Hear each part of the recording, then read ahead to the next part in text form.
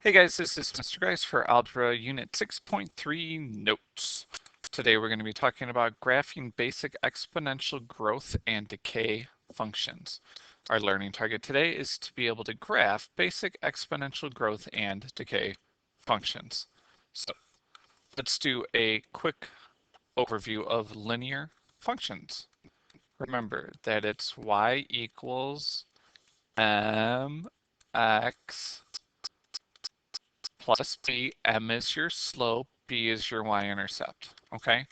So one of the things that's important about this that are y values, okay, those change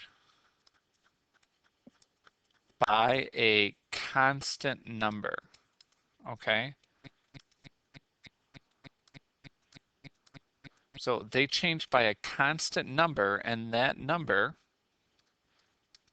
so that number, the constant number, that is added or subtracted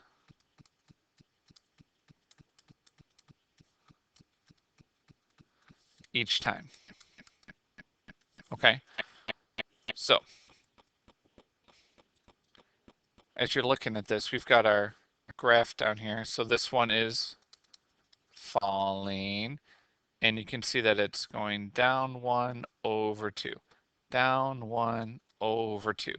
Each time it's the same thing, all right? Our next graph that is rising, let's see, here we go. 1, 2, 3, 4, 5, 6 over 1. 1, 2, 3, 4, 5, 6 over 1. Same thing each time, okay? Even over here, this one was a horizontal, and this is telling us how many it's going over each time, and the same thing with our vertical graph. It's constant, it's always the same thing, and it's either plus or minus. Now, exponential form is y equals a parentheses b to the x power.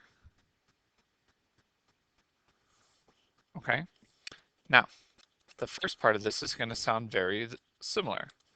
So we look at the y values, and those y values change by a constant number, and that number, so that is, but instead of added or subtracted, this time it's going to be multiplied or divided each time. Okay, so keywords for exponential, it's multiplied or divided. And with linear, we're talking about when it's added or subtracted. So with exponential growth, okay, here's our growth model. You can see from left to right that it's going up. You can see that these points are getting, whoa, it's not the same every single time. They kind of jump. And even with our decay over here, it's kind of the same thing. I'm up here, then I'm going down, then I'm going down, and it's kind of hard to go through and find all those exact points, okay? But the main thing is from growth is from the left to right. It increases, and decay from left to right, it decreases. Okay, that looks really scrappy.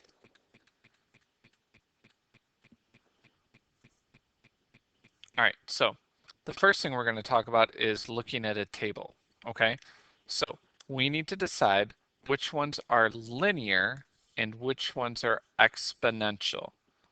And we have to do that using a complete sentence. Now, The way we do that is we need to look at the y values, okay? The y values tell us what's going on. So how does 3 get to 0? What's the pattern? What's going on each time we look at this?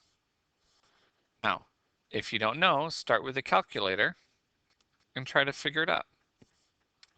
So I have 3 and it went to 0. I know that, well, 3 minus 3, that's 0. And if I do the same thing to every single number, am I getting the same answer as that's on the table? Okay, so that tells us what's going on. And since we are subtracting 3, that's a linear function, okay? So we would say that table A represents a linear function because the y values are subtracted by 3 each time, okay? So here's where it's telling me that it's a linear function, and there's the word that's explaining why, because it's being subtracted by 3. All right, let's look at our next one. How does 1/3 get to 3? Or sorry, get to 1? That might be kind of difficult. But how does 1 get to 3? Now you might say, oh, it's plus 2. But then 3 plus 2 is not 9. So what's another way that 1 gets to 3? And then 3 to 9. And then 9 to 27. Do you see how they're jumping by big numbers? Yeah. Okay. So that means you need to look at either multiplication or division. 1 times 3 is 3. 3 times 3 is 9. 9 times 3 is 27. 1/3 times 3 is 1. And if you don't believe me, let's start that over. So here we go. We go 1/3. Sorry, not 1/9. 1/3 times 3. We get 1 times 3 times 3. And each time we are multiplying, that gets bigger and bigger and bigger. So, table B, here we go. So table B represents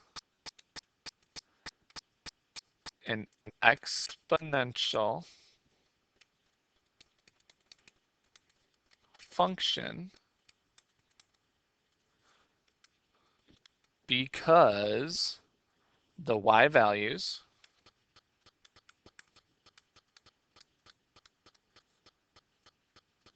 are multiplied by 3 each time. Okay, so it's an exponential function because it's being multiplied by 3 each time.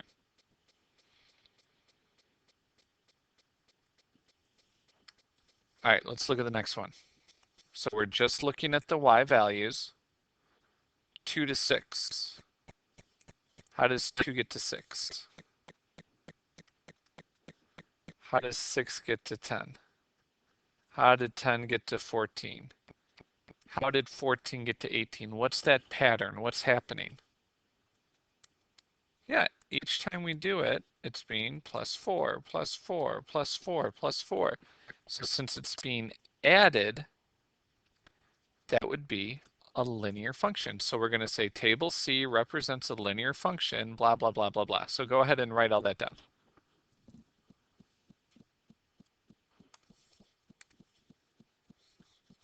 Okay, so table C represents a linear function because the y values are added by 4 each time. And then d. I know a lot of people say, oh, minus 10. But 10 minus 10 is not positive 5, or 5 minus 10 is not 5 over 2. Okay? So 20 to 10, it's getting smaller, and you can divide by 2. 10 divided by 2 is 5. 5 divided by 2. This pattern has to work every single time. Okay? So table D, since it's division, that means it's an exponential function, and that's because they are divided by 2 each time. Go ahead and write that down. Okay? And because they are divided by 2 each time. Okay, we're going to go ahead and stop this video just because I know the backside's going to take a little bit longer. If you have any questions, please come see Ms. Carranza or myself. We would love to help you out. Otherwise, this is Mr. Grice signing off for Algebra Unit 6.3 Notes, Side 1. Thanks for watching.